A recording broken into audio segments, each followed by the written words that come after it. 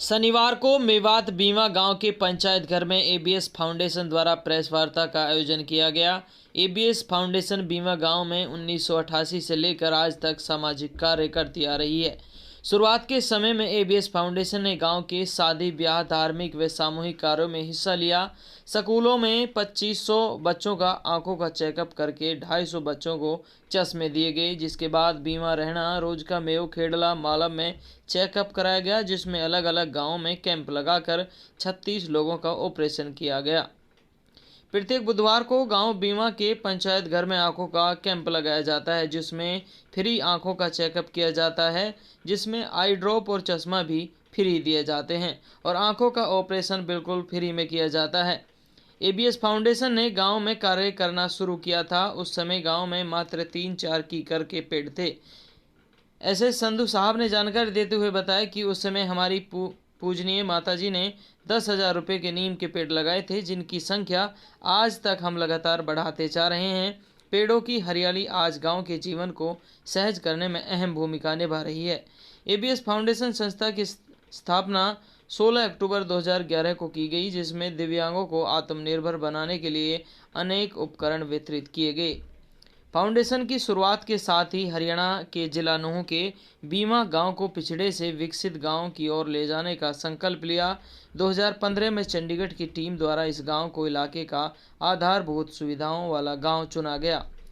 इस परियोजना में तत्कालीन जिला उपायुक्त श्री मनी राम शर्मा द्वारा 2015 को जिला प्रशासन की तरफ से गांव को मॉडल विलेज के रूप में 2 लाख रुपए की राशि व प्रशंसा पत्र के साथ सम्मानित किया गया। वहीं बीमा गांव के बीचों बीच बनी मस्जिद का पुनः नवीनीकरण किया गया, जिसके इलाके में आज भी एक अलग ही पहचान है। नूंह से एमटीवी हरियाणा के लिए मोहम्मद असलम की रिपोर्ट। जैसे नवीन ने बताया आपको, नवीन जी ने, कि भाई हम औसत लेके भी चलें जितने गांव हैं अपने मेवात में, और उसमें जो अभी तक एवरेज निकल के आ रही है, अभी कितने हर एक गाँव के साइज़ के हिसाब से कितने लोगों को आँखों की समस्या रहती है। सो 3 से 4 हज़ार कैटरैक्ट सर्जरीज का टारगेट है, जिससे इनका टारगेट है कि मार्च तक कम से कम 1,000 तो होने चाहिए। यही है ना जी? तो यही कोशिश है हमारी, और इसमें हमारी तो कोशिश है सो है, मगर असली योगदान आई केयर का है। असली सेवा उनकी है। उनके पीठ पीछे हम कह रहे हैं कि अगर हम कुछ कर पा रहे हैं, उनकी वजह से कर पा रहे हैं। अभी आपको बताया ना एक बच्चे के बारे में जिसकी एक आँख बिल्कुल नहीं दिखाई नहीं देता। आँख तो बदलनी पड़ेगी, मगर आँख उपलब्ध होनी चाहिए। कई लोग जीते जी अपनी आँखें डोनेट कर देते हैं अस्पतालों को कि मेरे इंतकाल के बाद मेरी आँखें जो हैं निकाल ली जाएं और किसी ज़रूरतमंद को दे दी जाएं।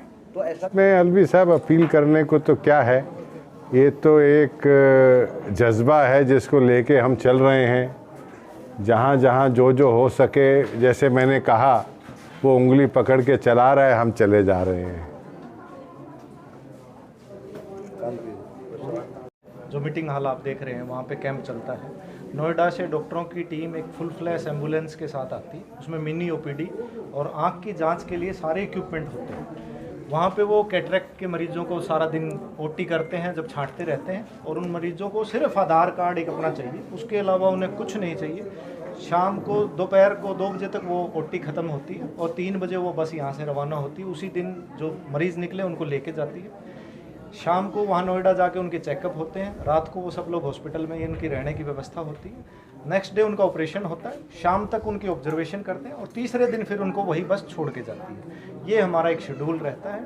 फिर अगले बुधवार को फिर यही शेड्यूल रहेगा। जो आदमी एक बार आँख बनवा के आ गया, उसको अगले बुधवार को वो चेक करवाने के लिए आ सकता है। उसको फ्री में दवाइयाँ, चश्मे, वहाँ रहने की, खाने की व्यवस्था, आने जाने का जो ट्रांसपोर्ट है वो, और तकरीबन 16,000 रुपये की जो सर्जरी वो करते हैं, वो सारा फ्री में है। ये तो है मोतियाबिंद के लिए।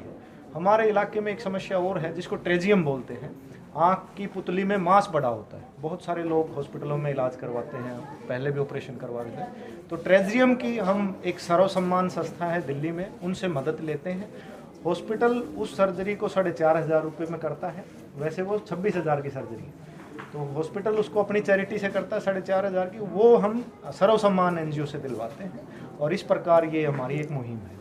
तो ये हमने शुरुआत की थी सिर्फ कैटरेक्ट को लेके। अभी हम जैसे ट्रेजियम पे आ गए हैं। एक मैंने एग्जांपल दिया, अभय सिंह सैनी अपने पत्रकार साथी हैं, उनका एक बच्चे का, उनकी आंखों में भंगापन है, जो हम कहते हैं एक जगह आंख डटी हुई है, उसकी भी एक सर्जरी करवा रहे हैं। तो अगर फ्यूचर में ऐसे कोई केस निकलते, जैसे ये बच्चा है, इसका हमने सफदरजन में रजिस्ट्रेशन करवाया, जैसे ही वहाँ आँख उपलब्ध होती है हमें फ़ोन आएगा, हम इसका इलाज करवाएंगे। तो जैसे ही आंखों से संबंधित कोई और बीमारी आती है, उन पर लगातार काम कर रहे हैं और इसको कैंप को हम अगले साल और बेहतर सिचुएशन में लेके जाएंगे। उसके लिए हमें सभी पत्रकार साथियों की और लोगों की मदद की ज़रूरत है, ताकि ज़्यादा से ज़्यादा लोगों तक ये मैसेज पहुँचे और लोगों को पता चले, लोग यहाँ पहुँचे। जी मैडम, मेवात जो जिला है देश के सबसे पिछड़े जिलों में हरियाणा राज्य का एकमात्र जिला है। इन लोगों के बीच में काम कर कर कैसा महसूस आपको? हमको तो बहुत प्यार मिला, बहुत प्यार मिला, हमको बहुत इज्जत मिली और उसके हम शुक्रगुजार हैं। बहुत सारे बदलाव आपके यहाँ आने से आए हैं, गाँव में खुशियों का एक घेरा है, क्या आगे भी ये कारवां? मैंने आपको बोला कि हमको तो यहाँ से बहुत प्यार मिला है, इस इलाके से बहुत प्यार मिला है, इज्जत मिली है हमें यहाँ से। तो अच्छा लगता है जब लोग कहते हैं कि बीमा गांव भी कोई गांव है। पहले तो ये बिल्कुल कुछ नहीं था, तो आज जब देखते हैं तो अच्छा लगता है।